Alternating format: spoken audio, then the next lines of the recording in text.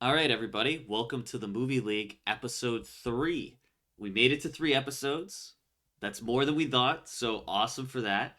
We got a big podcast this week. First, big news this week there was a Spider Man Brand New Day trailer that dropped, as well as Dune Part 3 trailer. We're going to talk about that first.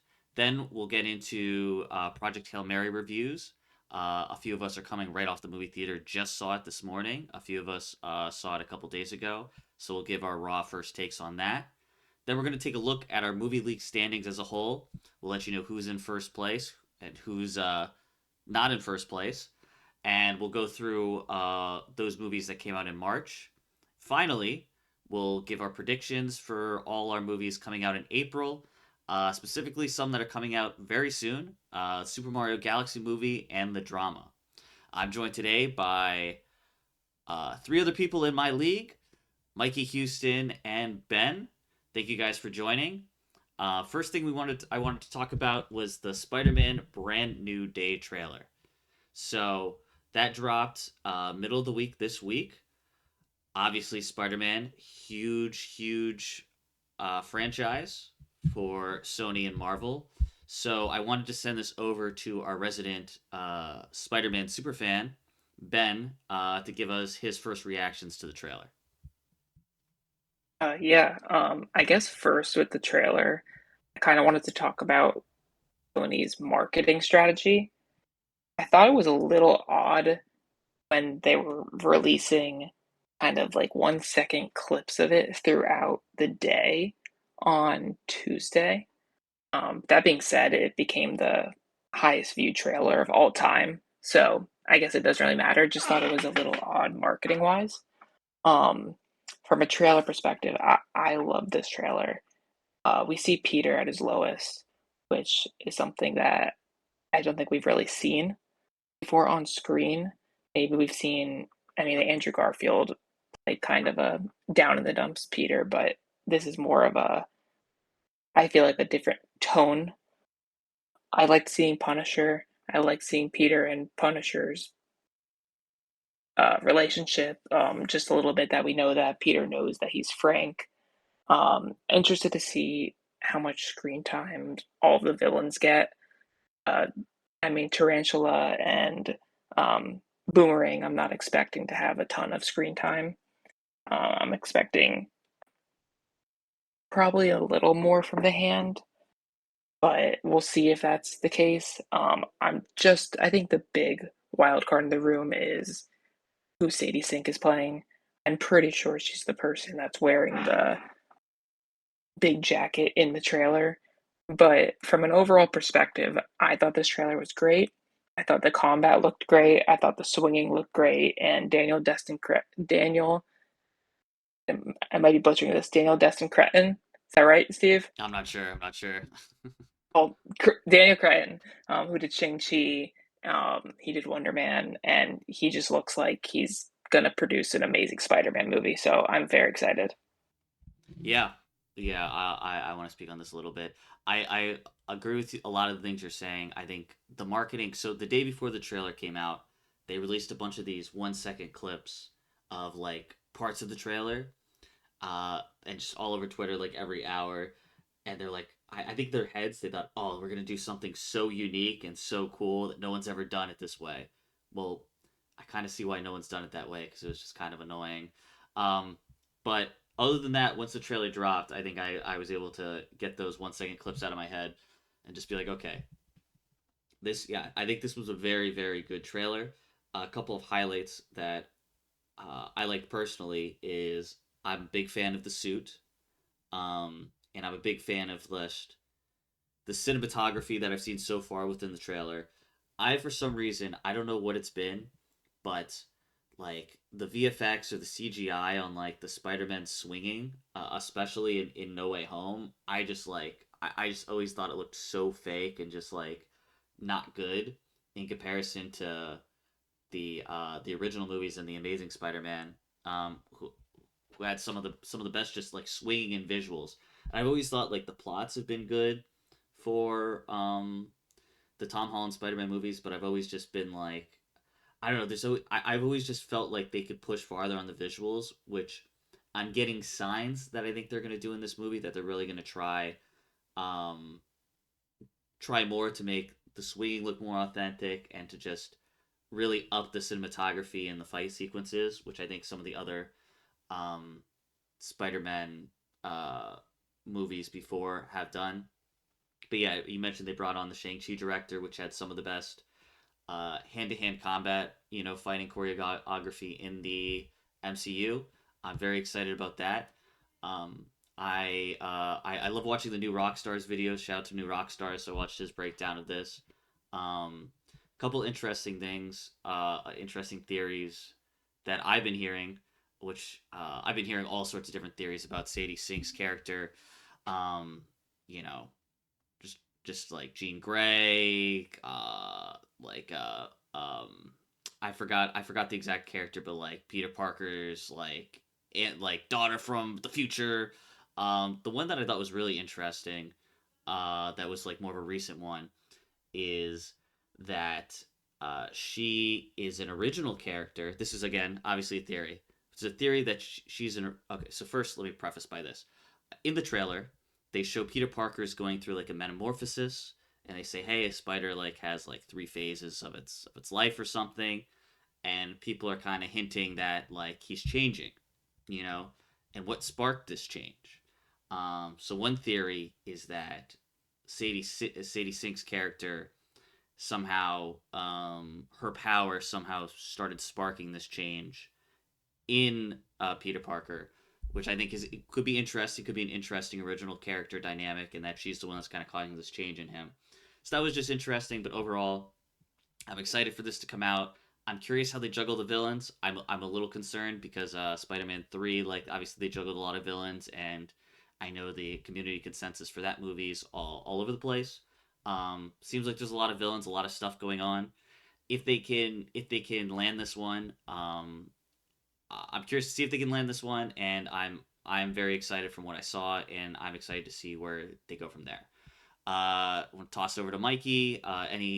Any additional thoughts and reactions on the Spider-Man Brand New Day trailer?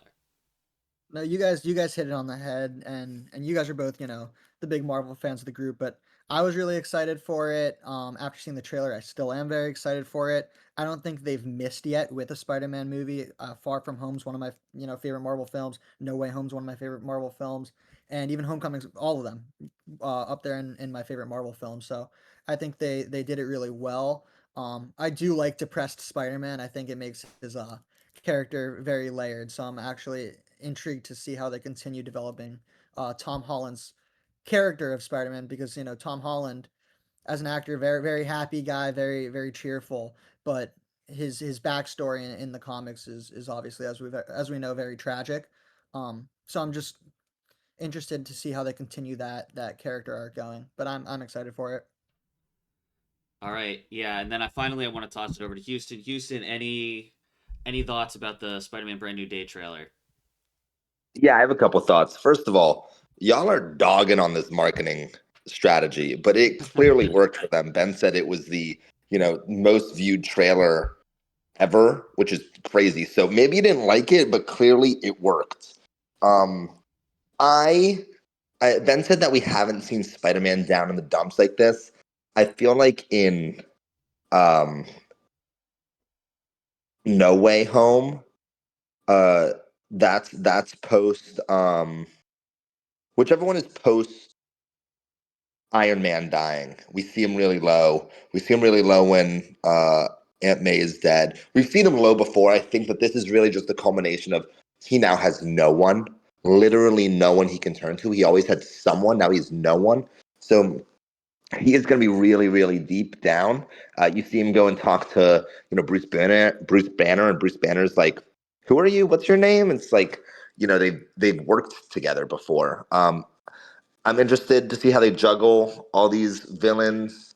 Um, Theory wise, is Daredevil going to come in potentially? With the Punisher there and him making a cameo in the last one. Is is it gonna be like a man spider thing? Is he really gonna like mutate? We see him with the organic webs and everything. You know, he wakes up hanging out of a building. He doesn't really know how he got there, kind of in like a cocoon. So I think there's a lot that they can go with. And I think that the trailer is doing a very good job of giving us a taste without giving us the plot. I have no idea what the plot's going to be here besides him mutating. And I think that there's a lot we have to find out. I'm probably going to not watch any more trailers just because I like being surprised by the plot of the film. So I'm pretty pumped for this. Yeah, yeah, and you brought up a couple interesting points. I just want to go back to about Bruce Banner because again, there's a lot of questions about how the end of Spider-Man: No Way Home ended, right? Like all right, so everyone forgot Peter Parker, and I guess the director's on record explaining that yes, like Social Security number wiped, every text message wiped, like no one knows who Peter Parker is, but people still know Spider-Man. So it's kind of like, all right, how are they going to handle the characters that like know Spider-Man? Like, does Bruce Banner like does he remember fighting with Spider-Man? Like, how much extent does that go? And then now it's like doing a time skip, like a 4 years later. Um, so, like, how much does Bruce Banner know, if anything? Like, is he just introducing himself? Like, there's a lot of questions just to see who 4 years later, who kind of knows Peter, who kind of knows Spider Man, and how much do they know? So, curious to see where that goes, and again, excited for that one coming out. It's coming out in May, Ben, or was it May? It's coming out in July, Oh, so July. it's the same month as the Odyssey. Okay, okay, I actually had a couple of additional points as you guys were talking. sure. One thing I'm pretty sure, because Steve, you were mentioning the swinging, how it hasn't really looked good since the Andrew Garfield movies, and I'm pretty sure the same guy who did the swinging in the Andrew Garfield movie is doing the swinging for this one too, helping with some of the VFX behind it. So I'm very excited for that. Um, Another thing kind of mentioning about the whole Sadie Sink of it all, I think the rumor is she signed on for a three-picture deal. So while I think it would be cool for her to be an original character, I kind of feel like she's got to be playing someone pretty big if she signed on for a three-picture deal Right. with Marvel. And then the last thing I just wanted to bring up, because you were kind of mentioning the man spider thing, Houston. Um, I don't want to take credit for this theory. This is a theory I saw on Twitter. Just thought it was a really cool theory. But in the comic Kraven's Last Hunt, there is a kind of the Venom symbiote attaches to Peter while he's dead in the grave. And so I saw a theory that what if Peter dies at the end of this movie, and the end credit scene is the Venom symbiote attaching to him, and that's how we lead into Secret Wars because Secret Wars is when he got introduced with the black suit, and I think that would be a cool next arc for Peter, and that would also be good by not having this be a Venom movie and just teasing Venom, so you don't have too much in this movie. Yeah, that would be a very interesting direction. I almost forgot that they introduced that Venom symbiote in in one of Yeah, those post credit scenes. So I mean that would be an interesting way to pay that off. One more theory I just want to put out there, because I saw this, but again I don't love this theory. But I guess in one of the comic runs so they've done comic runs before where like everyone forgot that Peter Parker existed or whatever. I think it was like a Mephisto thing, and I think the comic run was like had something to do with Brand New Day or was like a similar name. But I think in the past when everyone's forgotten Spider Man. What was an interesting trope that they did is everyone forgot, but Savage Hulk remembered. So who Peter Parker was and who Spider Man was. So I think again Bruce Banner's in this. I don't know if that would really make sense because they haven't really interacted in a lot of movies. But that's just an interesting thing. That's like oh Bruce Banner doesn't remember. Maybe Hulk remembers like fighting with him or I don't know. But I just thought that was just interesting that's something that happened in the comics. Um, but yeah, again, excited for this one coming out in July. Another big trailer, which I think is just really funny, like Spider-Man and Dune. I feel like Timothy and Tom Holland just get compared all the time, and now they have big blockbusters, both co-starring Zendaya, coming out at the same time, or not coming out at the same time, coming out in the same year. Have trailers coming out literally back to back. We have the Dune Part 3 trailer. I kind of have a contrarian take that I don't want to give first, so I'll throw this one over to Mikey first. Mikey, Dune Part 3 trailer, initial thoughts and reactions. Yeah, I actually think that Dune Part 3 is going to do amazing this year. I think that it's going to be a huge contender to win a lot of the awards this year, this season. And the first thing that I really noticed was the cinematography of it. It's done by Linus Sandgren, who did La La Land. I'm pretty sure he won the Oscar for La La Land for cinematography.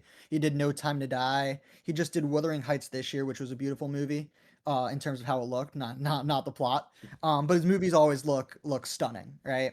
And the first two Dune movies are very well liked, and I've heard the plot of Dune 3 gets crazy. So I think a lot of the fans that, watched and enjoyed Dune 1 and 2, or the book fans as well as the critics, are going to bite on this. I think they're really going to enjoy it. It also seems like Timothy Chalamet is going to get a real bounce back role here after losing the Oscar for his role in Marty Supreme. So I think Timothy Chalamet is hungry for something. I think this is going to be a big talked about movie when the Oscar season comes around. And honestly, I think it's going to make a ton of money since the first two did very well as well in that aspect. Yeah, yeah, for sure. Houston, what were your thoughts? So I'm not the biggest Dune fan. I know that everything's about the cinema and the cinematography and being in the theater. I watched both the first and the second movie on planes, so I didn't get that experience. I thought they were good movies. I thought there was interesting storytelling, but I know that there's so much lore in the books that sometimes for me it's a little hard to follow. Um, I think it's going to be fantastic in terms of the visual effects and the storytelling and the cinematography. I think it's going to be interesting. I can't even tell you, the plot of what this is going to be. I'm sure I'm going to see it. I'm sure I'm going to like it. I don't think I'm going to love it. It's just not my type of movie. I think they're all kind of slow. Um, but that's just me. It's not everyone's thing. I'm really excited for Zendaya. I'm excited for Robert Pattinson. Obviously, both of them are working on the drama. Zendaya's in 3 movies we're talking about on this podcast. She's just fucking killing it. So I think it'll be a fine movie, but it's not my, I have to see this film of the year. Yeah. I'll give my take. So I thought the trailer was very good. A couple of notable scenes from the trailer. I think the one that I saw going around social media was him kind of standing like on a huge platform, about to give like a huge speech to like look like billions of followers in this big arena. That seemed like a very iconic scene. Um, it looked like, at least I'm just inferring from the trailers because I have not read this book, that uh, maybe more battles will be taking place in space or on different planets than just Arrakis, because it looked like big army battles were taking place, maybe not necessarily just on Arrakis. Um, Again, I've heard summaries of like a lot of the Dune books, and I don't know how far they're gonna go, and I also don't know because I think they're like 20 books, so a lot happens in the Dune verse. But on top of that, even from the book readers, I think there were, on top of the trailer, there were a bunch of posters that came out with like each character's kind of face and what they're gonna look like in the movie, and one of the characters, I forgot her name, but the princess that Timothy's character is now married to at the end of this, the end of the set part two, her poster was like her like all covered in some sort of white something. Then everyone in the comments was like, "Hey, like, does anyone know why she's covered in all white? Like, why she's in whiteface? Like, what's going on?" And then all the book readers were like, "I have no idea. I don't know what they're doing." So I know Denny has been making some changes to the books. Even in the end of Dune Part Two, he made some creative decisions to change some things. So I'm expecting a lot of creative liberties to be taken in this, and I'm really curious how audiences react to this story, because I don't I again I don't know where they're gonna end, because like Dune is just an ongoing thing where a lot of things happen. I'm curious if there's going to be a satisfying ending to this one. I'm curious if there's going to be a satisfying plot. I'm curious about the changes from the book because I do think if they just went straight from the book, I don't know if it would be really well received. But two things I think are interesting about the Dune franchise right now. So Dune, obviously, I feel like has a lot of good momentum going into this. So it's one of those things where even if Dune 3 isn't that good, I could see a lot of people just hyping it up, being like, "Oh man, like I feel like this happens a lot in just pop culture where if people just want something to be good, they might just be like, "Oh man, this thing was so good," even if it was just like okay. So I'm a little concerned about it just being okay because I'm not sure what they're gonna do with the plot, but I'm okay being proven wrong. Another thing is I feel like Timothy was like this Hollywood golden boy for the past like 3 or 4 years. Like he's been like the Hollywood golden boy can do no wrong, and then obviously he got into a controversy this month about calling out the ballet and the opera, and it just seems like one comment, just huge fall from grace on social media. Who knows if that's gonna have like if that's just a product of the moment because the Oscars were coming around and some people say that's the reason he lost the Oscar. I don't know if that's true, but I'm curious if that one slip up is gonna now cause a lot of people to turn on him, and maybe we see that reflect in the reviews, maybe we don't, but I just think it's a very interesting sequence of events. I'm Out of all the Dune movies, I'm the most concerned about this one, but I feel like it's either gonna be great or it's either gonna be really not that good. We're gonna have like a Joker Part 2 on our hands.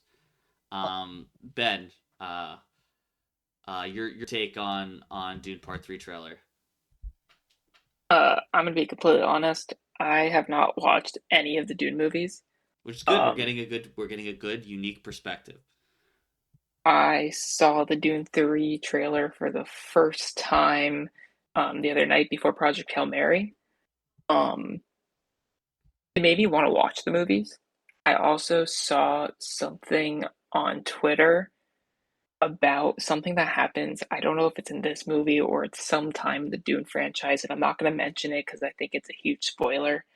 But just seeing that made me want intrigued into seeing the movies.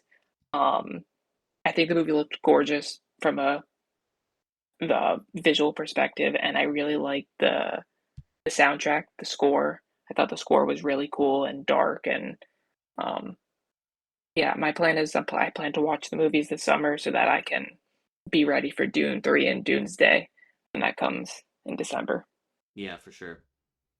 And Steve, I was just looking at the just how the audience received the first movie and the second movie. I believe the first movie got a 90% audience score, second got a 95% audience score, and that is with some of the public sentiment being that it is a bit slower of movies. They still seem to perform well on the review sites, and from what I see with the book readers I'm pretty sure because the plot gets crazy, as I said. I think a lot of the book readers are honestly most hype about this movie. So that's why I think that it actually has a high ceiling, maybe even higher than the first two movies did. And with Timothy Chalamet with this comment, that comment did happen after Oscar voting. So Michael B. Jordan did legitimately beat Timothy Chalamet. That didn't have anything to do with it. But yes, he was a bit Timothy Chalamet was a bit cocky on his press tour with Marty Supreme, and during when Oscar voting was open, that did sour his chances in the mind of some of the critics there. But I think after a year, Timothy Chalamet is going to look at that loss, and I think he's going to think about what he needs to do next time because his career is very young. I think he's probably one of the biggest Hollywood stars right now, and I think he's going to get an Oscar eventually. I think he's too talented not to. So why not restart the campaign with Dune 3? I have Yeah, a quick question. go for it. Um, is this in reference of our league and the points? Is this going to win a Golden Globe, and is this going to break 1 billion? I have no context for this. It could. So that's my answer. I feel like a lot of the all the ones that were picked. So this was picked fourth overall by Team Saltzman. I think all the top four could potentially break a billion. And I don't know, but Avengers Doomsday is probably not winning best anything at the Golden Globe, but Doom Part 3, I think the first two movies were like right close to a billion. I don't have it right in front of me, if not a billion, but like definitely in that. I know Doom Part 2 is like definitely above 800 million. So unless someone can quickly fact check that.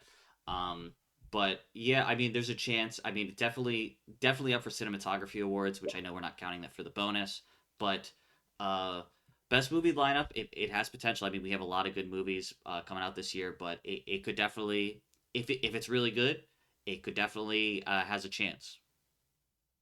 Dune 2 was 714.8 million. So yeah, I mean, look, it's got a shot. I don't think it's gonna cross that billion threshold, but it's got a shot at it. But as far as awards go, yeah, Dune, both Dune and Dune Part 2 both were nominated for a ton of awards. I think they both were nominated for, I mean, for Golden Globes, potentially Best Picture. So it's definitely got a shot at it. I think it's one of the smarter picks. I mean, it was my pick in the movie league to try to get some of those bonuses. Yes. All right. So those were the big hype trailers, big hype news this week. Now time moving on, second part of our podcast. First, I want to just take a quick look at our movie league standings. This is as of basically the end of March. All our movies for March came out. So currently in first place with 32 points, Team Houston is winning because with Project Hail Mary getting him 32 points this week, with I believe that equates to I think it was like 95% critic, 97% audience. It's currently sitting at. Then in second place, Team Ben is holding second place right now, with Hoppers coming out, giving him 27 points total. And that was in his sixth slot, so that was in his pickup slot. Then third place, close between third and fourth place. Third place, Team Steven, my team. My second pick, Peaky Blinders Immortal Man, came out this month and is currently netting me 21 points. It had, I think, 90% critic and like not, I don't remember exactly what it was, but 21 points, close to like over 90% critic and audience. Then The Bride also came out this month, but let me go back. Fourth place, Team Shulman. He had his pickup 28 years later. The Bone Temple come out earlier this year, which got him 20 points. So a lot of huge movies came out this year. Unfortunately, not everyone was so lucky. Um, in fifth place right now, which is actually a good fifth place. No actual movies came out, but his counterpick came out. The Bride, Team Saltzman. The Bride got negative 6.5 points. So because of that, how the counterpicks work is Team Mikey got 6.5 points for that, which makes Team Max in last place with minus 6.5 points. So that's our recap on our standings. I want to go over some of the movies that came out this month. Specifically, me and Houston just got out of the theater for Project Hail Mary. Um, I thought it was really, really good. I want to give Houston the first word on this and just his thoughts coming out of the theater. It's your first pick. How do you feel about it, and how are you loving all the points you got and being in first place? This might be the best of the first round pick. I mean, there's a solid chance that this movie just blows everyone out of the water, and I can't believe you all passed up on it. So that's how I'm Yeah, feeling right now. Um, as for the movie itself, I thought it was fantastic. I thought it was a very good mix of drama and comedy. I thought it's a very rewatchable movie. I thought that it made me tear up in like four or five spots. It really knew how to pull at the heartstrings and make you laugh and be intrigued with how is this movie going to come to resolution. So I'm a big fan of this movie. I think Ryan Gosling was fantastic. I think he's a wonderful actor, and I really think that this movie's going to pay off for him. And um, yeah, I'm excited to hear what you all think about it. Yeah, yeah. Let me throw it over. Let me throw it over to Ben. Ben, I know you saw this. I believe it was opening day with Mikey. What were your thoughts? Yeah, so Mikey and I saw it also with Max on Thursday night. I want to preface this with Mikey and I had probably one of the worst theater experiences in terms of guest etiquette.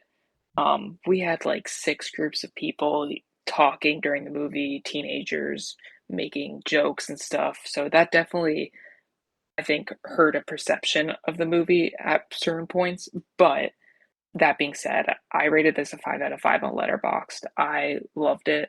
I read the book. I finished the book about 2 weeks before the movie came out. Um, Very accurate to the book. I thought Ryan Gosling was amazing in this role. I thought that I told Mikey walking out of the theater, there's this one point in the movie where Ryan Gosling is standing on top of the Hail Mary and they change the camera to red, infrared to see all the astrophage. And I told Mikey like that this is why we go to see movies in theaters. Like just that moment I thought was incredible just seeing that on screen. Um Rocky standout performance. Loved Rocky and I just think it was so cool that a lot of it was practical. I love that Rocky was an actual puppet. They actually built all of the sets. Obviously some of the space stuff is not real, but most of it was practical and I thought that lended itself to just making the movie even more amazing. Yeah, for sure, for sure. And then I said, feel free to get into spoilers. This will be a kind of our first reaction slash anything that comes off your chest. Feel free. Just spoiler warnings here. Obviously, we're gonna get into spoilers for the movie. Mikey, you've already seen this movie twice now. I I want to did. get I I did. want to get your take on it. Your take on Project Hail Mary. Yeah, so like you said, I did go see this movie 2 nights in a row, and I will tell you why. So the first time we saw this movie on Thursday night, like Ben said, the etiquette in our theater was horrendous, and it took me, for the most part, out of the movie. We had the group of teenagers that were making noises and laughing as a way to be distracting. We had another group that was talking the entire movie. Another person was coughing up a storm, but I still did my best. I sat there, watched the whole movie, and I thought it was really good. And then the other issue the first time I saw this film was since I listened to the audiobook, I was so worried about what they would and would not include from the book that I wasn't really sitting back and enjoying this adaptation, but I was trying to see what they would do and not do, right? So that led me to go to the theater the next night, which I was able to actually lock into the film with no distractions and no thoughts on how they would go about different plot points. And after that, like Ben, I gave it a true 5 out of 5 score. I thought it was the strongest film this year, as well as one of the best science fiction movies I've seen in a very long time. I think they really developed the relationship between Rocky and Grace really well. There was great dialogue between Rocky and Grace that is going to pull on the heartstrings of the general public. I do wish that they did include some of the more science components in the book, because that is where Andy Weir's writing really shines. But they had him as a big part. He was very involved in the movie too, so I think that helps with them being pretty faithful to the book. So I think they did take some of that science away a bit just to appeal to the mass public, but overall they did a very very good job. Now, in our movie league, do I think that this has a chance to be nominated for an Oscar or a Golden Globe?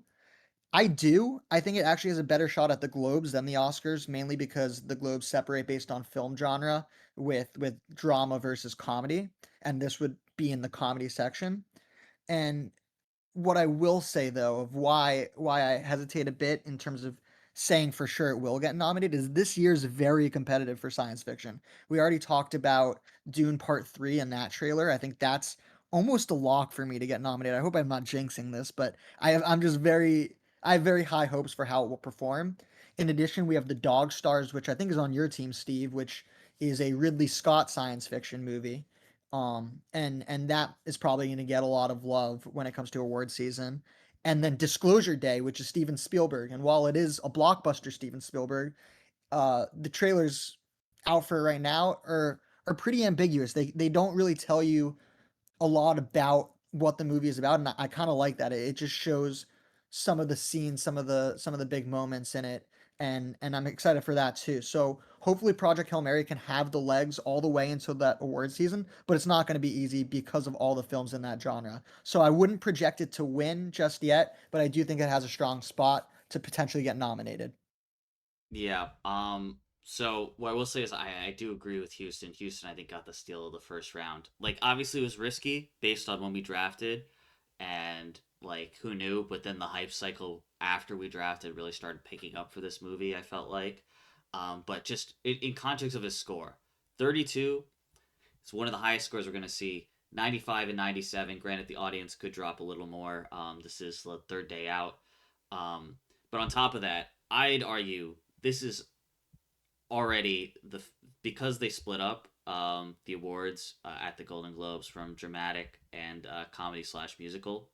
I know The Martian won the comedy slash musical in this category, and I argue this. I comp this to The Martian, and I'd say this is better than The Martian.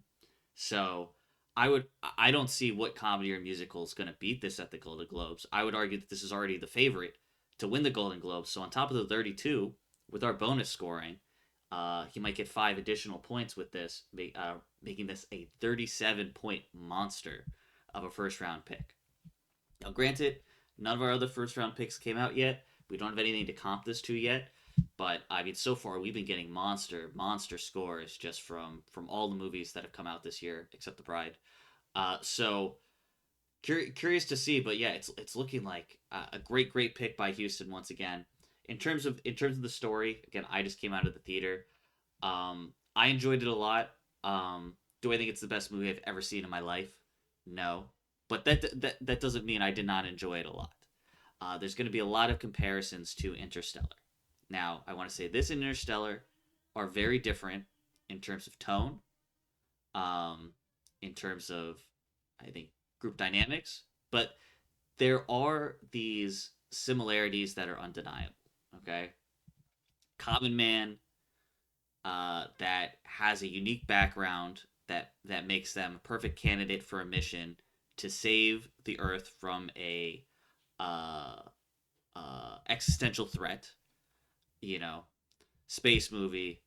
Um, a lot of things like that. Like it felt it to me. I could feel similar notes. However, how I would describe this movie is this is like if Interstellar uh had a lot more comedic elements. Like Interstellar was more of a dramatic thriller and really focused on the thriller. Now, Project Hail Mary had a lot of thrilling elements, but because there was so much comedy, to me, it never hit like as thrilling and as slow burn as Interstellar hit. But it had a different component that I thought lended to those emotional beats. One of those being Grace's relationship with Rocky. Now, I'm just coming off the One Piece live action that I just watched, and they have a little um, person on their crew that they meet that's like a little cute little reindeer, like anthropomorphic reindeer named Chopper. Okay, he has a very emotional backstory in the 6th episode of the season 2 of the live action, and there's just something about just a person's relationship with with either a cute animal or an animal or just even a rock creature that just like makes I don't know makes me want to go into parenting mode or just like just it just feels so strong. You want to just like protect that thing, and that relationship with Rocky, I was feeling that it's like, oh man, I don't want to see. There's one moment in the movie where Rocky is getting hurt, and I'm just like, oh man, like I don't want Rocky to get hurt like that, and you really feel it because he just feels like he's this cute thing, and you don't always feel that way with humans, but I think it's this powerful thing in cinema and just in movies where you have this like non-human character that you start just getting attached to. I feel like you can get attached to those so much more. Obviously, Grogu's another one where you just get so attached to these kind of characters, and I think that's obviously that relationship. Obviously, Interstellar had SARS, but they never used SARS like Rocky was used. Obviously, Rocky was a big proponent. I also loved the ending. I thought that was very cute. Um, and yeah, I really really enjoyed this movie. Obviously, they're gonna have the comparisons to Interstellar, so I want to throw this back to you guys. Just coming off this, just does this surpass Interstellar as like the best space movie, or where do you stand in that argument? Like I know it's early, but just coming off the movie, let me throw it to Houston first. No. Does it surpass Interstellar? I don't think so. Um, I think Interstellar just is such a phenomenon in terms of its cinematography and its storytelling, and like you said, it is a bit of a it's a lot more dramatic, and you feel the pain of the character. This Project Hail Mary is a bit more feel good, and I find a lot more, um, you know, oh my god, this is an amazing movie when there is that, loss. And I think that you feel a lot of that loss in Interstellar. Not to say that there wasn't loss here. Um, you know, Ryan Gosling's character wakes up and is on a spaceship, doesn't know where he is, and he finds that two of his crew members, one of which is played by the AT&T lady, are dead. It's like, holy crap, like what are you gonna do there? But it doesn't have that hit like had Rocky died. Now it would have been like, oh my god, what is he gonna do? I don't think it has that drama. Some things I wanted to kind of go against that you said are you said, he's the common man. He is. He's a school teacher, but he comes from the background of molecular biology. He wrote a paper that basically called, the leading person in this field a moron and a waste of carbon. That kind of set him on this career path. He's an outcast in the community. He's also competing with pretty much 200 other scientists to figure out what these are. He's given 3 cells plus a dead one to figure out what these things eating the sun are. And he does it. It's not just oh, you have the skill set, we need you. He proves himself as the person they need on board. Yeah, Um, and Houston, I do want to correct myself real quick. Sorry, I was just trying to draw the comparisons, yeah, draw the and no, no, comparisons. but what I Yeah. meant is so in Interstellar, the Matthew McConaughey's character, he like used to be like a NASA astronaut, and he used to be something great or was on the path to do something great, but then chose to not pursue that, have a family, become a farmer. What I meant is like similar, like Ryan Gosling's character, like he was a leading scientist in his field, and then either for whatever reasons got outcasted, decided not to pursue that path, and then he became like the common man school teacher. That's kind of what I meant. Yeah, I know. I'm just defending my boy. Yeah, okay. Um, but yeah, I think no, it doesn't compare to Interstellar in the grand scheme of things. Okay. And then Mikey, what are your thoughts coming off this? Does it surpass Interstellar in your mind? I think I don't know. I'm wary of comparing them. I think they are different enough movies in tone and in terms of what they were going for. So while I do like Interstellar more, I wouldn't hate an opinion of someone preferring a movie like Project Hail Mary, right? I think Project Hail Mary is more of that go to the theater popcorn experience, having a good time, relating to Grace and Rocky, kind of seeing their friendship bloom and seeing how they interact with each other. And Interstellar is more of a heavier movie, so I don't know. I don't necessarily know if you can say what surpasses what is better, but I think they both were great movies in their own right, and I think that you can't you can't go wrong. I don't think there's a there. I don't think either of these movies were. I mean, sorry. I think both of these movies were very good. Like there weren't many flaws in either of these movies. Yeah, I agree, and I don't want to take away from this movie because obviously I think we all agree that we enjoyed this a lot. We thought this was a great movie. So either way, I just wanted to pose the question just because kind of an unfair question, but just wanted to pose it because obviously they will draw some comparisons. But yeah, both are great movies. Definitely recommend people go see it in the theaters. Great cinematography, definitely a movie theater movie. And I said, in my opinion, I think it'll be front runner for the Golden Globe for best comedy or musical. Um, I don't. I don't. I well, what think do you think? that So, what do you think would out of the movies that we have coming out? You said the dog. I mean, the Dog Star is not going to be a comedy. No, I think Alejandro Inarritu's Digger movie is probably going to be the front runner as of now. He's already had Birdman, he had The Revenant, and he's very trusted by the Academy, and he's trusted like he's been very successful, and I think Digger is a movie with a lot of hype. It just comes out later in the year, but if you told me right now I had to pick a Golden Globe comedy winner, I would choose that movie. But I think that Project Hail Mary is gonna. I think it'll make a push with the fan vote as long as it has the legs. Like this movie is coming out in March, and the Mm-hmm. award shows are towards the end of the year, so we'll see. But I do think it has a chance. A strong. I think it has a chance to get nominated, but we'll see. I'm rooting for it. Okay. Okay, and then just quickly, I want to quickly go over the other movies that came out in March.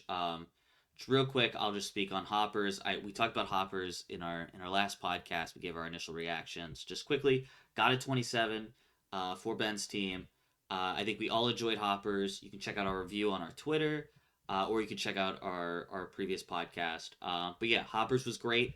Uh, Definitely think it's doing well for Pixar, so definitely go check that one out. A very fun entry from Pixar. Um, then one of the movies in March didn't do so well. We talked about The Bride for Mr. Winton. Now I did not go see The Bride, so I want to throw that one over to Mikey. Mikey, you went and saw The Bride, and you wrote a review for it on our Twitter. What were your thoughts on The Bride? What do you think's not connecting with the audience on this one? Yeah, so it's actually funny because in our movie league, I counterpicked The Bride, which is this is funny because I think I was probably the most excited out of all of us to see this movie because I saw how divisive all these reviews were. They were ranging from, I think a critic actually gave it a 0 out of 10, and then I saw a different critic give it a 10 out of 10.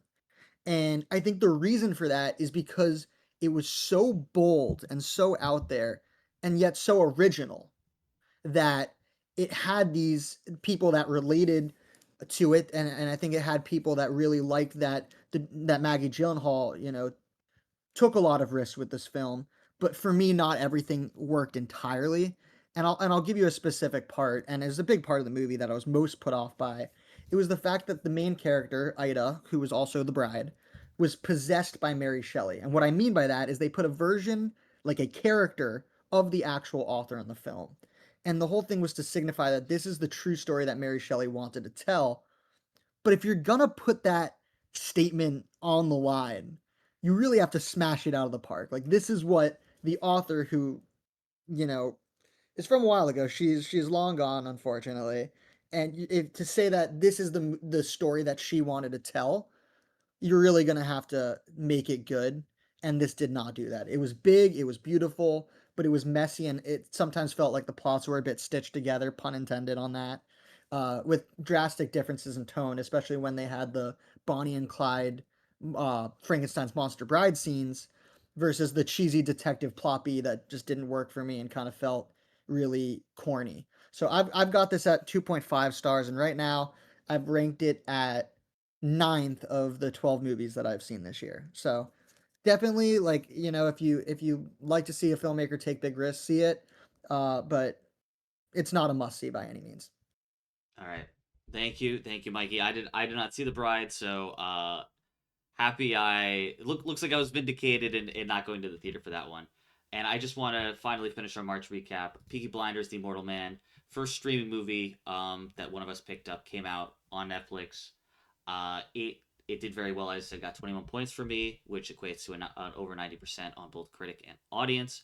I have not seen the Peaky Blinders series. But I'm here to win. So reason I drafted this movie was because, as I said, kind of in our first podcast, Killian Murphy coming off Best Actor award, great actor, has a lot of positive momentum, and I think that's really real in this industry. And on top of that, the Peaky Blinders series, the worst season got an 88% on Rotten Tomatoes. The best season, excuse me, has gotten 100% on Rotten Tomatoes. I just thought this was a pretty safe second pick, and it looks like I was correct.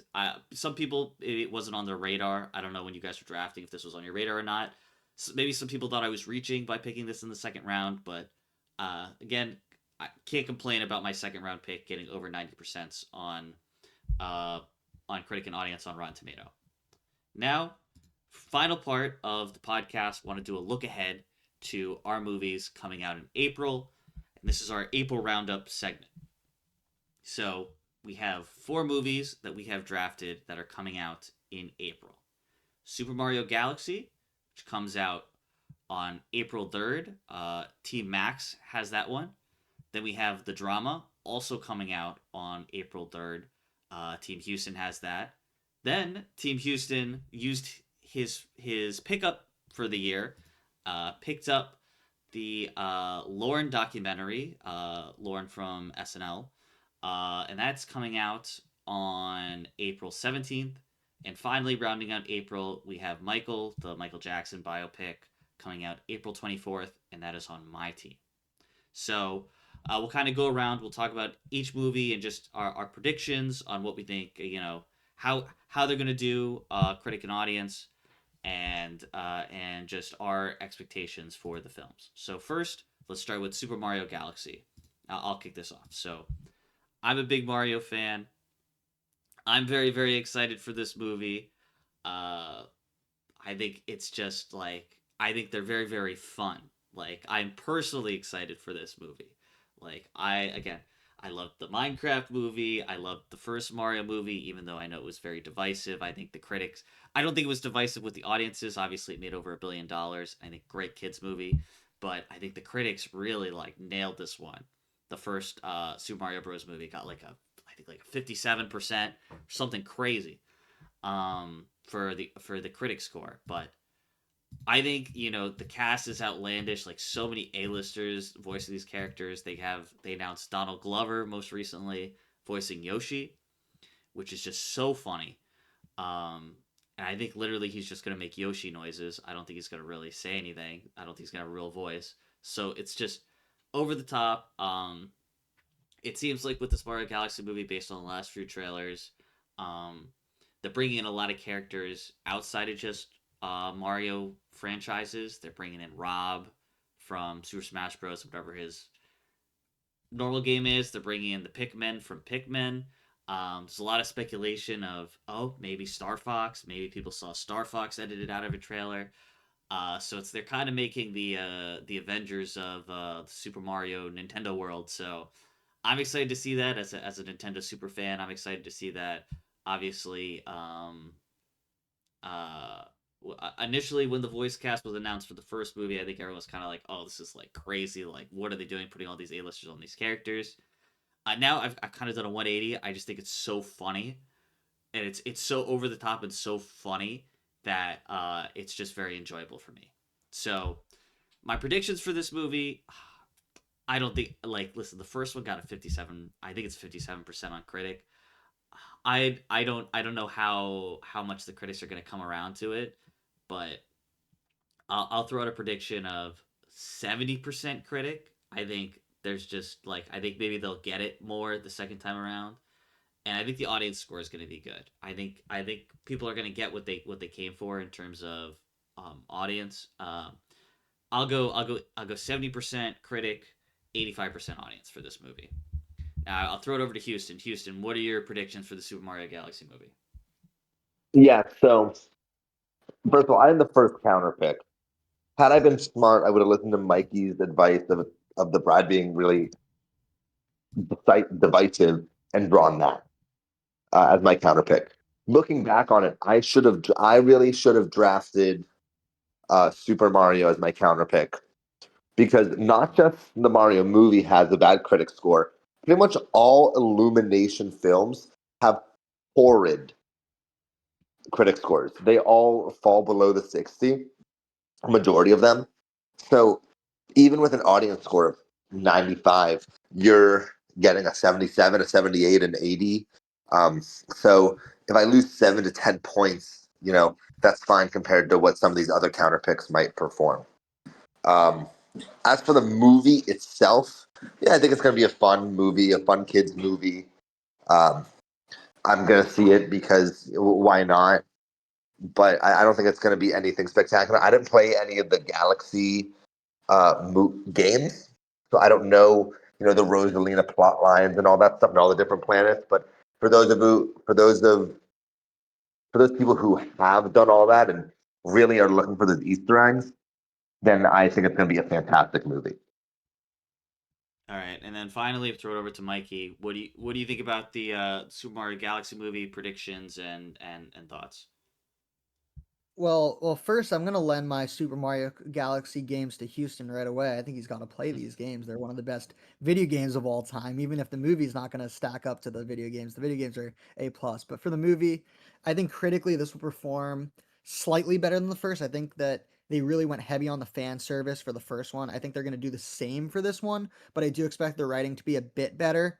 And I also think it will hit the $1 billion again. So critically, like Houston said, Illumination hasn't beaten an 80. I believe 80 was their highest rated critic score for a movie, and it was Despicable Me, the first one. And so I'm gonna go a 64 critic, but I think the audience stays at a 95. I think it's gonna be very, very high.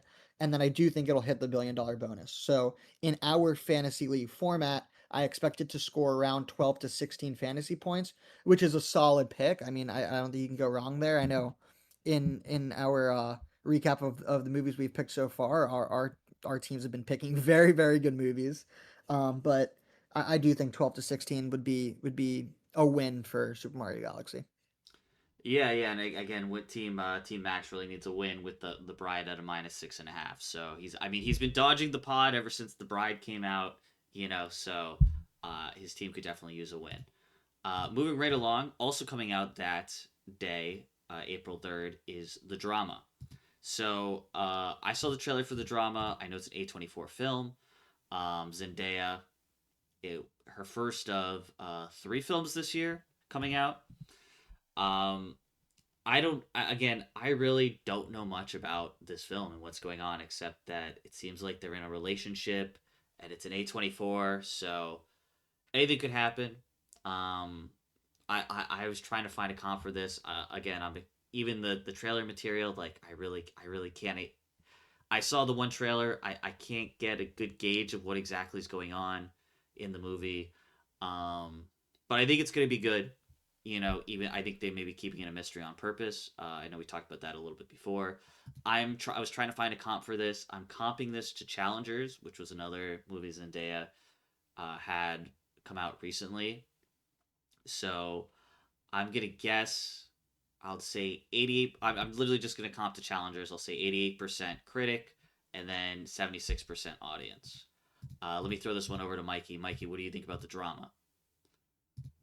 Yeah, so like we talked about, um, it definitely, yeah, they're keeping the plot kind of under wraps because it seems that it's a big, wedding day event, and someone in the film has a secret, and the secret can be it causes the plot line, it causes all these events to spiral is what it seems like is happening.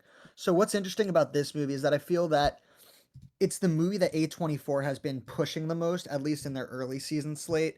I personally loved How to Make a Killing. It didn't do great critically, but they didn't push that one at all. They must have not believed in it. This one has a great lead pair duo. You have Zendaya and you have Robert Pattinson. But why this was also hard to predict is unlike Challengers, and while I do think your scores are pretty accurate, the director of this film both wrote it and directed it and doesn't have that many movies under his belt. So I'll take a stab at this and say that the critic score will fall in the mid 80s and the audience score will fall in the mid 70s. I'm going to guess that that would be 8 to 13 fantasy points. And unless it's great, I do think it's a little bit early for the awards contenders. I don't really see it winning unless it's A plus good, which we've seen Project Hail Mary was A plus good. So I'll kick it back to you, Steve. Yeah, yeah. Okay, so Houston, this was your third pick in the draft. Again, a trailer came out. This is coming out in a week and a half or so. How are we feeling, and what are your thoughts? How confident are you feeling with this movie about to release? Yeah, I mean, drop this movie for something else. I'm excited for it. It's got Zendaya, it's got Rob. I think it's going to turn out well. It might be a risk. It's not really a known storyline, right? I believe it's an original, screenplay. I don't think it's based on anything. And I think it's gonna be great. I like you guys. I don't know much about it, and I'm hoping it plays in the favor of the movie that everyone is kind of caught off guard um, on what actually happens and how it plays out. I don't doubt, the acting skills of those involved, and hopefully they can carry it a little further than if it was, you know, some other like lesser actors or not as known actors playing it. That they'll carry some of the hype of wow, Zendaya did this really well or Robert did this really well.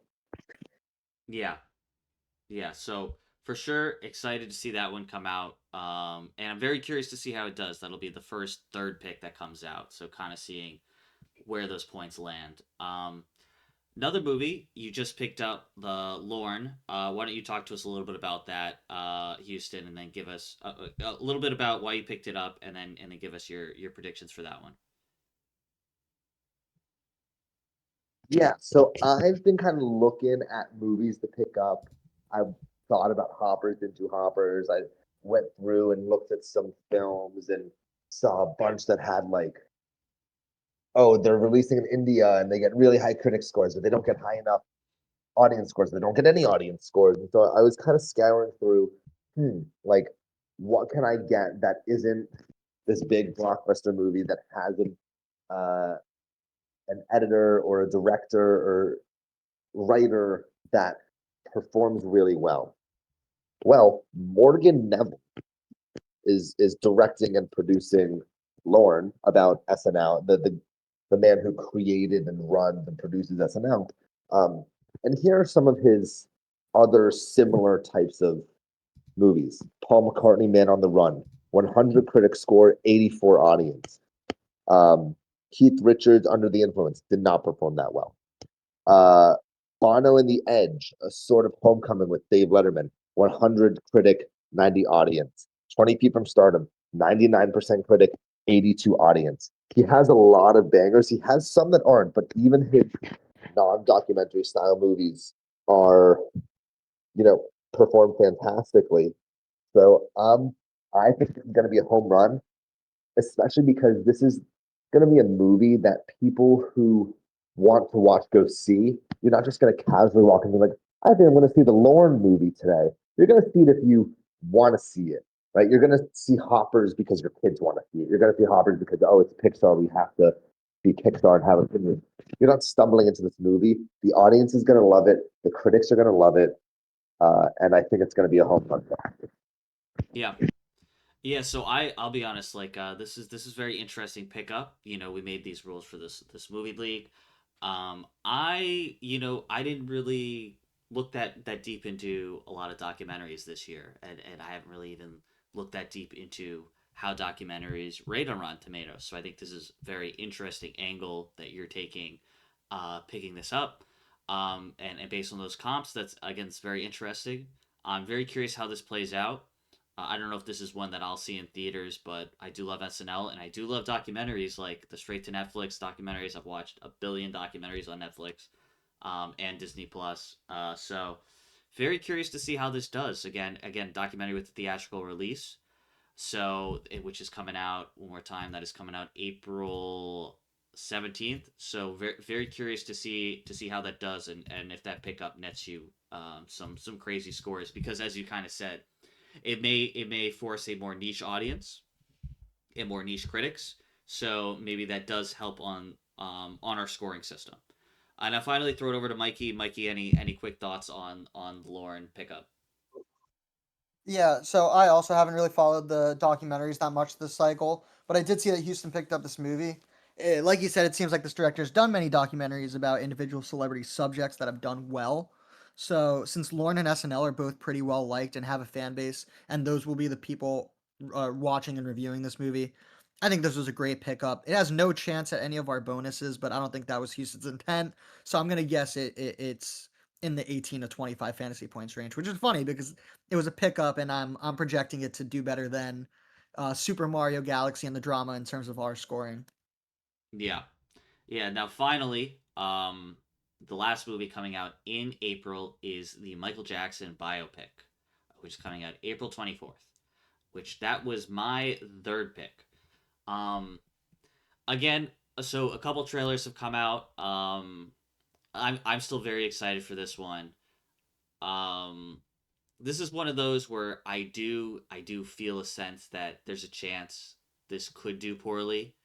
Um, but I personally, I really have enjoyed a lot of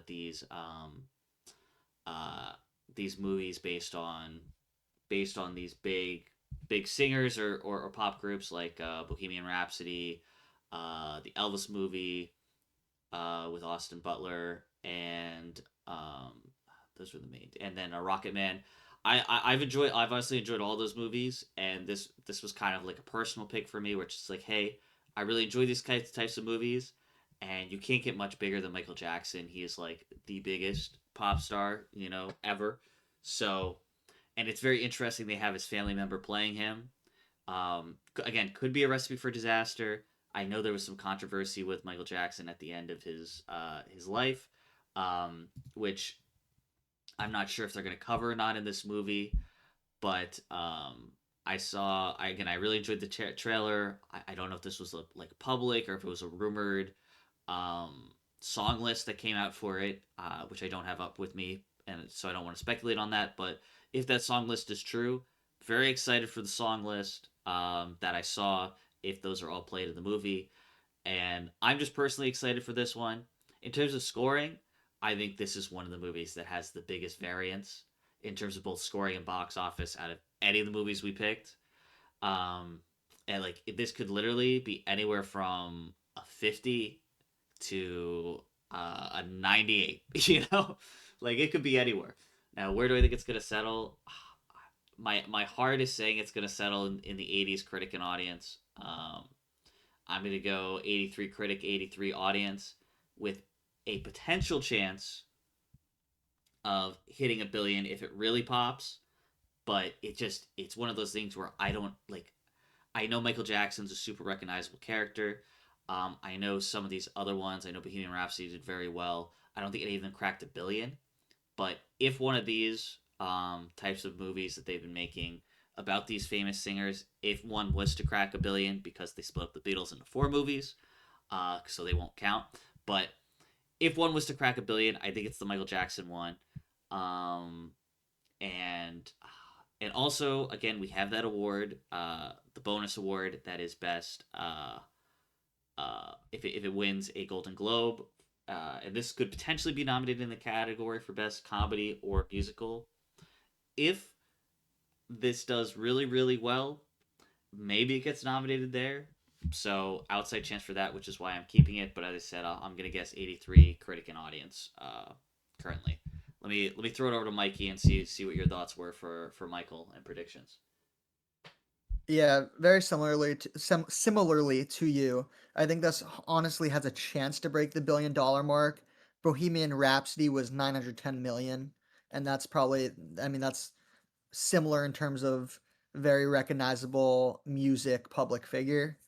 Michael Jackson was a global superstar, so I also trust the team behind Michael. Yeah, my only big worry is that Michael Jackson isn't the most well liked in the public eye, which may affect the perception of the movie, as well as if people are tired of biopics, right? We did have the Bob Dylan, A Complete Unknown biopic, get nominated for a lot of awards, but the big biopic in 2025 was Springsteen Deliver Me from Nowhere with Jeremy Allen White, and they try to make a push for the award shows with that movie, and it came up empty-handed, and it didn't even get that best actor nom. So I don't know if people are tired of biopics. We'll have to see. But for now, I'll predict a 75 critic, 90 audience split with a chance for the billion. So once again, I'll give it a 13 to 18 fantasy points. But this one has a much lower floor, as you were talking about, and a higher ceiling than some of the other movies we've said this month. Yep. Houston, thoughts and predictions. Yeah, I'm echoing all of your sentiments. Um, I think I've mentioned this before. I have a friend who is an extra in this movie. I don't have any insight into it from him, but just that it was fun to film and he made a lot of friends on it. But I think it should be really good. It's gonna be a fun movie to like listen to if you love his music. I'm sure we're gonna, do a bunch of, ups and downs in his life. I don't expect them to cover the controversies that came up towards the end of his life. But I mean, he's such an icon. Like going back to simply just him as a musician, first Super Bowl halftime show. Uh, Thriller was you know top of the charts and still is an all time like up there. He's such an important figure in the history of music that I imagine this will get a lot of hype. Um, I'll go with an 80 critic, 85 audience. I'm sure people are going to nitpick and find something that went wrong, uh, to be upset about. But especially if they're like they didn't cover any of XYZ. But I think it'll be a good overall film. Yeah. And that kind of concludes our roundup for April, and that's our look ahead in the movie league. Um, if you guys made it this far in the pod, we're gonna have one quick bonus segment. Um, is there were a couple movies came out this year that our designated movie expert, or Regal Unlimited MVP, Mikey has seen, and he just wanted to give some quick thoughts on some of the movies that he's seen this year that that also came out that might be worth checking out, or might not be worth checking out. So for this last final part of the podcast, bonus part, Mikey, any other movies that you wanted to discuss that you've seen this year that you want to tell people about? Sure. So since we started this podcast at the end of February, I did play some catch up to see some of the movies that came out earlier in the year that I did want to highlight but not take too much time on. I separated into three segments. We have the good, these are movies that I would recommend. The there was potential, of movies that had potential but didn't get it all the way right. And the I'd skip it, which is the only watch this movie if you have a significant interest in it. So starting with the good, we have How to Make a Killing, which is about Glenn Powell wanting to reclaim his inheritance, and the only thing stopping him is all his relatives who are currently alive. It was sharp and witty, one of the most fun I've had in theaters. In addition, Send Help was a gory horror comedy that riffed on workplace dynamics and had a ton of Survivor references, which I loved as a Survivor fan. It was super fun and seemed like Sam Raimi had a lot of fun with it. Goat, awesome animation, cute children's story about a basketball underdog story. Steph Curry was the significant NBA player involved with that. And Good Luck, Have Fun, Don't Die, which was a really fun but messy movie with good commentary on the rise of phones and AI. I thought Sam Rockwell did a very nice job as the lead character who travels back in time to save the world. Those are the good. The There Was Potential, I had The Rip, which is with Matt Damon and Ben Affleck, played two police officers, which with those two in the lead role, you can never go wrong, but it's a pretty standard crime thriller movie. As well as Wuthering Heights, which was beautiful. It was great in every single way, except for the way, in my opinion, that the plot was reinterpreted. It took a very complex novel and simplified it down to like a romance between two characters that you don't really want to care for. And then finally, the I'd skip it section. There's People We Meet on Vacation, which was an above average rom com, but they changed up a lot of the things in the book that I don't think it really makes sense logically with the characters. The Wrecking Crew, which was an Amazon straight to streaming action film with Jason Momoa and Batista, which what I said about Damon Affleck, I echo the statement with Momoa and Batista in a straight to streaming action film movie. It's exactly what you would think it is. And lastly, The Moment, which was the Charlie XCX mockumentary, which maybe I needed to be a bigger fan of her music, but it was different, but it was a little boring to me. So that was the quick recap of all the movies that we missed because we started the pod in February, and now that you guys are listening to the pod from now going forward, we should be able to capture all the movies that come out in our following episodes. All right. Thank you so much, Mikey, and thank you, Houston, as well, for joining me, and Ben for joining me for this podcast. That's going to conclude the Movie League podcast, episode 3, and I want to thank everyone that's been listening, especially the people that are listening all the way through. I definitely appreciate your guys' support, and we will catch you in the next one.